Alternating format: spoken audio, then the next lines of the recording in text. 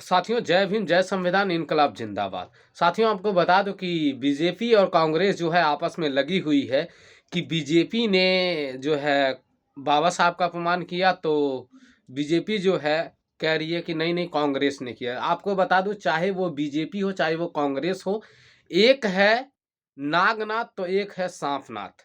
तो आप सभी को बता दूं कि इन दोनों ने जो है बाबा साहब डॉक्टर भीमराव अंबेडकर जी का अपमान जो है सदियों से ये लोग जो है वो करते आए हैं और करते रहेंगे। ये राजनीतिक मुद्दा है, चाहे वो राहुल गांधी हो चाहे प्रियंका गांधी हो, कोई भी अगर बाबा साहब के सम्मान में अगर आज जो है धरने दे रहा कोई चीज़ है तो ये राजनीतिक मुद्दा है। तो मैं अपने समाज के लोगों से कहना चाहूँगा, चाहे वो बीजेपी के लोग हो चाहे वो कांग्रेस के लोग हों, ये लोग सिर्फ राजनीतिक मुद्दा कर रहे हैं। मैं अपने समाज के लोगों से कहना चाहूँगा कि अमित शाह को माफ़ी मांगना पड़ेगा तो पड़ेगा, और जो है उनको अपने गृह मंत्री से इस्तीफा देना पड़ेगा। जय भीम।